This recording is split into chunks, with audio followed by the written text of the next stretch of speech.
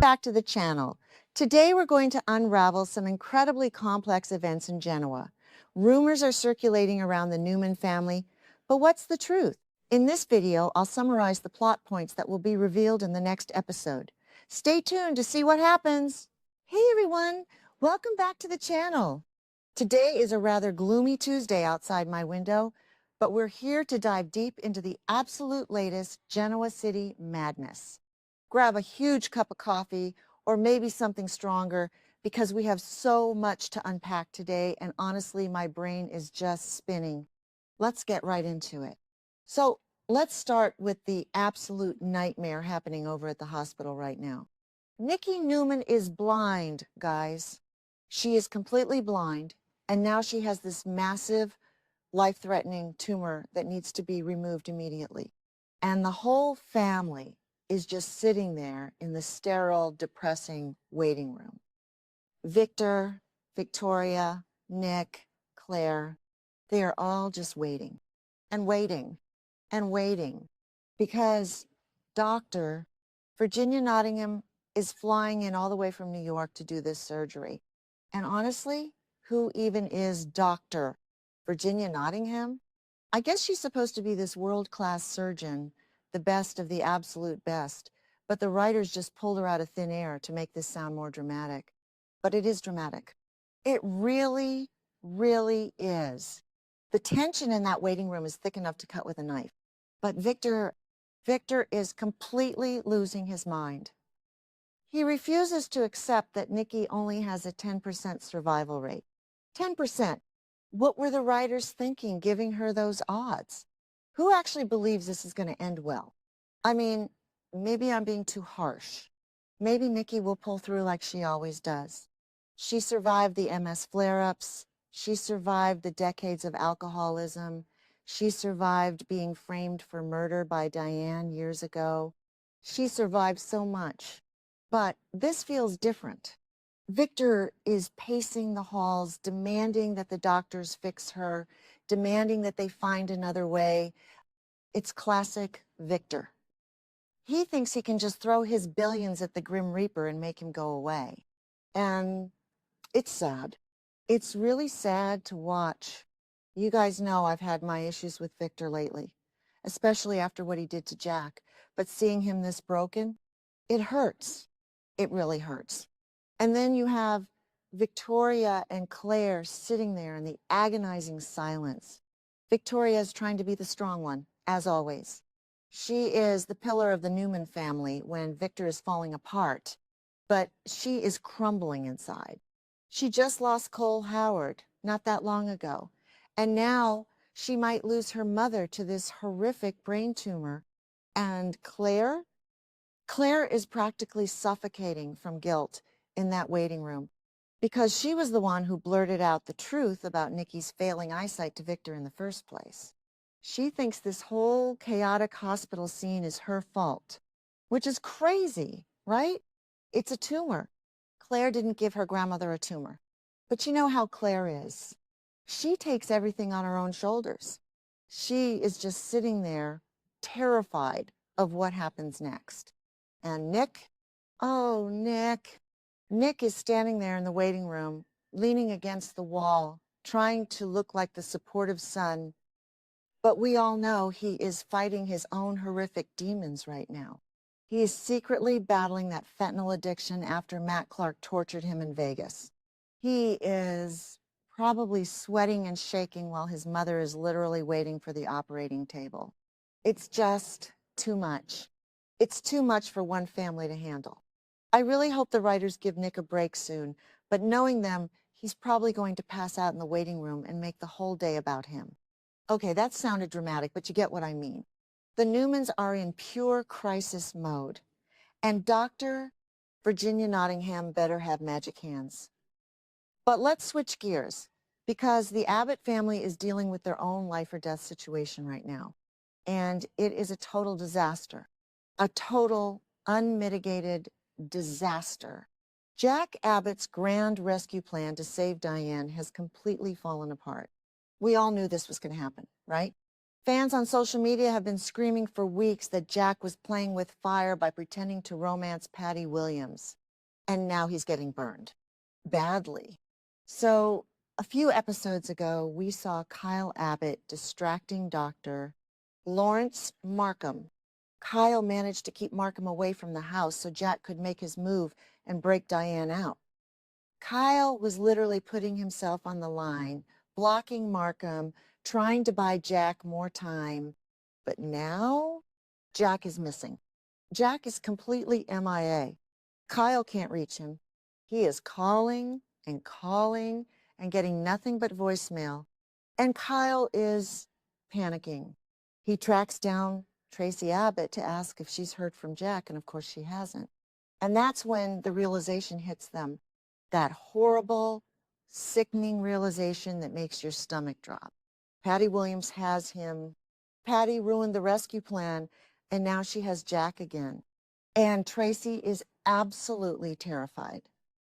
Tracy has been the rock of this family for so long, but she just went through her own psychological torture with that psycho Martin Laurent who pretended to be his twin brother. So Tracy knows exactly what it's like to be held captive by a maniac. And now her brother is missing, probably locked in a basement somewhere with Patty. It's terrifying. It really is. Tracy is just standing there, realizing that history is repeating itself in the worst possible way. And let's be real for a second. Patty is dangerous. She is so dangerous. We are talking about the woman who dragged Jack onto an abandoned yacht, drugged him unconscious, and sexually assaulted him. And Victor Newman paid her to do it. I still can't believe Victor got away with that. But now Patty has Jack again. What is she going to do to him this time? Is she going to make him marry her? Is she going to drug him again? The fans are going crazy over this on social media, and I don't blame them. It's hard to watch Jack be a victim again. He just wanted to save his wife, and now he is the one who needs saving. It is a complete mess. But what about Diane? Diane Jenkins Abbott is still stuck at Dr. Markham's compound, and Markham is just, he is the worst. He is gaslighting her so badly. He told Diane that Jack moved Patty into the Abbott mansion. He told her that Jack doesn't care about her anymore. He even lied and said Jack told him that Diane's pain is just too great to overcome. It is psychological warfare, pure and simple. Markham is trying to break her spirit so she just gives up and accepts her captivity.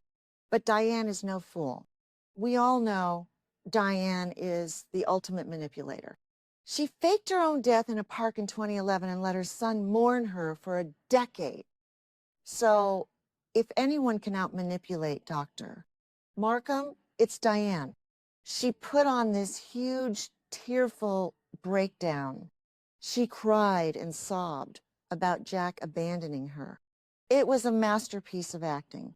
But in her head, in her inner monologue, she knows Jack would never be that cruel. She knows Markham and Patty are working together. She sees right through the lies. So Diane uses those fake tears to trick Markham into giving her mild sedatives. She acts all grateful, like, oh, thank you, doctor, you're so kind. But we all know she is hoarding those pills. She is going to drug his drink and make a run for it. And honestly, I am cheering for her. I never thought I would root for Diane Jenkins, but here we are. I guess I changed my mind about her halfway through this storyline. She's a survivor. I just hope she escapes before Patty does something permanent to Jack. The suspense is actually killing me. And if all that wasn't enough to make your head spin, we have massive corporate drama happening over at the GCAC. So we've been waiting for Lauren Koslow to make her debut as the new Jill Abbott. The original air date was supposed to be earlier, but the writers pushed it back to the week of June 29 to July 3.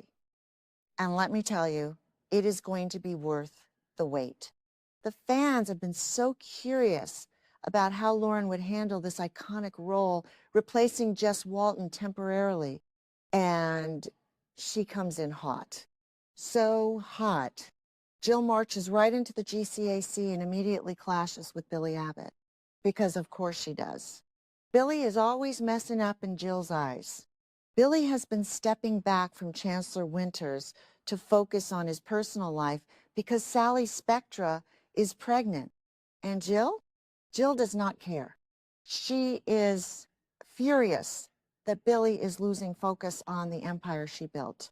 She basically tells him that his family life is a distraction, which is so cold, even for Jill. But that's classic Jill, right? Business first, family second. She built that legacy from the ground up, and she is not going to let Billy's personal life ruin it. But here is the real kicker. While Jill is ripping into Billy at the GCAC, Kane Ashby is sitting right there. Kane catches Jill's attention, and Jill actually drops a hint that she might replace Billy with Kane. Can you imagine? Billy and Kane have hated each other for years. Kane used to be married to Lily. He ran Arabesque. He got caught up in that fake kidnapping scandal with Victor. Kane is a mess too. But Jill sees him as a focused, ruthless businessman who isn't distracted by a pregnant girlfriend. So Billy is panicking. He is completely panicking. He finally gets his life together with Sally. They are planning a wedding. They have a baby on the way, and now his mother shows up and threatens to hand his legacy over to his worst enemy. It is brilliant soap opera writing. I have to admit, I love it. I love seeing Billy squirm. Maybe that makes me a bad person, but whatever. He needs a fire lit under him. He has been coasting for too long, and Jill is exactly the person to shake things up. And having Lauren Koslow deliver those biting lines, it is going to be television gold. When you zoom out and look at the bigger pattern here, Genoa City is just imploding on every single front. You have the Newmans facing a tragic death with Nikki's tumor. You have the